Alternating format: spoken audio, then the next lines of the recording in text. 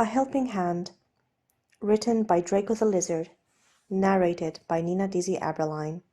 Summary. Ed needs help getting out of his fancy party clothes, and obviously, Stede gives him a hand. Ed gives him a hand in return. Stede is undoing his cravat, humming to himself as he folds it up and puts it on top of the wardrobe. He really hopes tonight's foray into the world of the upper classes is enough to satisfy Ed's curiosity for the foreseeable future. Not just for the sake of Stede's nerves, but for Ed himself. Stede hated watching him flounder, surrounded by jeering aristocrats. Of course, should Ed insist on another trip to another party, Stede will be there to assist him in any way he can. Maybe even come to his rescue again. He removes his shoes, sighing at the realization he'd assist Ed with anything at this point. It's ridiculous. Ed's only been on his boat for a few days, and Stede already can't imagine life without him. Stede tried to tell himself it's all part of paying Ed back for saving his life and nursing him back to health. But sometimes his chest feels too tight when Ed looks at him, and Stede knows he is in way over his head. But he's been in over his head ever since he set sail with the Revenge, and so far everything has worked out great. Sort of. Eventually. So this thing with Ed will work itself out as well. Stede will get used to having Blackbeard around, looking at him and turning to him for advice on cutlery and taking his opinion seriously at some point. Stede's heart will stop fluttering at the sight of him. There's a knock on the door. "Enter!" Stede calls out, sliding his shoes under the wardrobe. He turns, and Ed's standing in the doorway, still in his party clothes, and looking like the most morose Stede had seen him. His heart still flutters. "Ed, what's the matter?" Stede asks, walking over to him. "Sit down." Ed grumbles something into his beard as he stomps in and lets himself fall on the chaise longue. "I'm afraid I didn't catch that," Stede tries, concerned. Ed glances up at him. "Can't get these fucking clothes off," he mumbles. "Oh, well, yes. They are very complicated, aren't they?" Stede nods in sympathy. "I still find them very tricky myself." Ed eyes him, clearly suspicious. "You've got your scarf things off." He gestures at Stede's neck. "My cravat, yes. But I used a mirror, and I have years of experience with them." Ed grunts. "Is that why you know your knots?"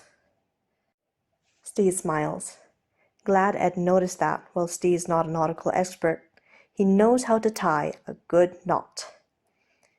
"I suppose it didn't hurt?" He pauses, his fingers itching with the need to undo Ed's cravat for him. Just to help him, of course, not because of any yearning urges or none of that. "Would you like me to help you?" Ed nods. "Yeah, that's why I came here." He gets up, gesturing at his chest. "There's too many fiddly buttons, and I don't want to rip them off by accident because I'm too much of an idiot to understand how these stupid fucking clothes work." He glowers at Stede. Stede smiles, his chest feeling too tight from the sheer fondness flowing through him at Ed's glare. Surely something is wrong with him for looking at a glaring Blackbeard and not running scared? That's the thing about the upper crust. We're used to having servants for everything, including dressing and undressing. So the clothes aren't really made to be removed by oneself. Ed frowns. Does that mean I should help you undress? Stede manages, hoping the sudden rush of blood to his face and groin isn't too obvious. Sure, if you like. It'll help you get a better understanding of upper-class fashion, I suppose, which is... He falters mid-sentence. His thoughts scattered when Ed moves closer to rest his hands against Stede's waistcoat. Ed's dark eyes study the fabric as he runs his hand down to Stede's waist. And that really isn't helping with the blood rushing everywhere. I'd like to learn more about fine things. Then I'll start undoing your cravat, shall I? Stede raises his hands, hesitating when Ed doesn't move. Raise your head so I can... Thank you. His fingers are trembling as he undoes the knot, because he keeps brushing against Ed's beard, which still has the bows in. And Ed is still touching his waistcoat. The knot isn't actually that complicated. No more complicated than the knots we use on the ship. I'm sure I could teach you. He removes the cravat with a flourish, waving the fabric in Ed's face triumphantly. Ed's eyes flicker from the fabric to Stede. I like that. Good, splendid. Stede lets the cravat flutter to the chaise longue. Let's move on to the waistcoat. You're not wrong that these buttons are indeed very fiddly. He starts with the top buttons, working them open carefully. Purple's an excellent color on you. It suits you. It's one of my favorites. I've always been very partial to blue, Stede continues, and he knows he's babbling, but it's either that or thinking about how he's undressing Ed in his own quarters, and he needs some blood to stay in his head. And green, and turquoise. I suppose it's because they remind me of the sea. He's reached the bottom of Ed's waistcoat and steps back. There you go. Ed grunts in approval, shrugging it off. He holds it in his hand, thumbs rubbing across the fabric. What do you do once it's off? Stede shows him how to hang it up neatly in his auxiliary wardrobe, talking about creases and folds as he feels more settled, as he explains how to treat different fabrics. It's a lot better standing so close to Ed and breathing in his scent and feeling the heat of his body. Now it's my turn, right? Ed steps forward, frowning when Stede moves away. With your waistcoat? Yes, of course. Go ahead. Stede stands frozen when Ed's fingers first tug on his buttons. Ed frowns. How do these... Ah! He flashes a grin when he manages to open one. You're right. Much easier to do on someone else. Stede is trying not to stare at all the little flowers still adorning Ed's hair, or thinking about how much he'd like to run his fingers through it. He's feeling lightheaded as Ed continues, knuckles brushing against Stede's stomach as he works his way down the row of buttons, and Stede feels it so intently, the fabric may as well not be there. Ed swears at one particularly stubborn button, huffing when it pops open. Fucking finally! Stede remembers to breathe once Ed leans back to admire his handiwork. Thank you, he manages, removing the waistcoat and hanging it up neatly next to Ed's, next to the one Ed had borrowed. What's next? Ed asks. Trousers? Stede freezes, thinking about Ed's fingers touching him there, and that sends another rush of blood to his groin. Even if Ed somehow misses the growing bulge, he's not going to miss it once he helps Stede with his trousers. Stede? Ed's voice is next to his ear, and Stede starts, knocking Ed back into a row of coats. I'm sorry, Stede says, reaching out to grab Ed. I didn't expect you there. You know, the trousers aren't all that complicated. I'm sure you can do a fine job of it yourself. He fakes a yawn. Oh gosh, I'm exhausted, aren't you? I should head to bed. It's been a long day. Ed smiles at that. Well, you can't sleep in that, can you? I'll help you undress. When Ed moves closer, Stede backs away into the wall. I can manage on my own, thanks. I'm sure you can, Ed tells him. But it's more fun if someone else does it for you, right?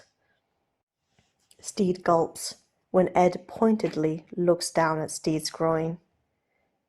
We, aren't just talking about undressing anymore, are we? No, Ed says, and then cups Stede's chin to lean in for a kiss. Stede surges forward, wrapping both arms around Ed to pull him closer, to press their bodies together like he's been wanting to do for days. Ed keeps him pressed against the wall as they kiss, one hand wrapped around Stede's neck and the other resting on his waist. Ed moves slightly, and Stede feels a promising bulge press against his hips. But then Ed's thigh nudges Stede's leg open, and Stede whimpers at the resulting friction. It's everything he never knew he needed. Ed, he manages, when the other man pulls back. What are you? Please! He's clutching Ed's shirt, not wanting to let go. Knew you looked good all disheveled, Ed tells him, then dives in for another kiss, mouthing a path from Stede's lip to his jaw, to his neck, and a spot that makes Stede buck his hips as he moans in pleasure. Ed's grip on his waist tightens, and Stede grinds against his thigh helplessly. The friction and the pressure is too much, and not enough all at once. Please! Ed smiles against his neck. All right. I was meant to be undressing you. Stede's breathing hard, laughing a little. I do believe that'll help with the proceedings. Yes. Proceedings? Ed shakes his head, but his smile is soft as the hand on Stede's waist travels down to his hip and down to his groin. Stede feels that hand palm his achingly hard cock, and then Ed presses more firmly, and that's it. That's enough to make Stede buck his hip and groan as a wave of pleasure rushes over him. Ed's hand is gentle as it travels up and rests on Stede's waist again. Stede clings to Ed desperately, feeling hot all over, and he rests his head against Ed's shoulder.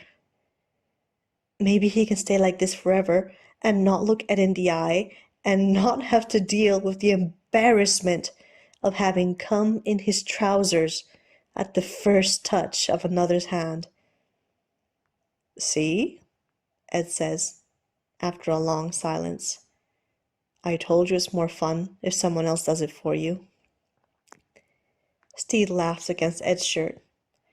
He finally lifts his head and sighs. I'm sorry about that. Ed frowns. Sorry about what?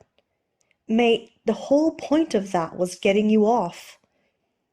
His cheeks flush, which is ridiculous, because he'd already come and collapsed in Ed's arms. About finishing so soon, I don't usually... I'm used to taking it longer. Well, I am very good at it, Ed says.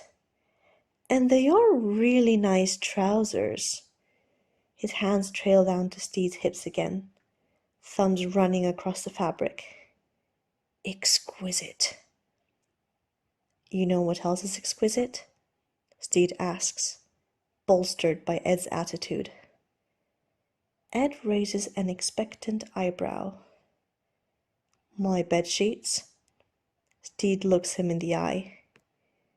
Would you care to examine them? Ed grins. I think I would. But instead of letting Stede go, Ed dives in for another kiss. And well, Stede's bedsheets aren't going anywhere.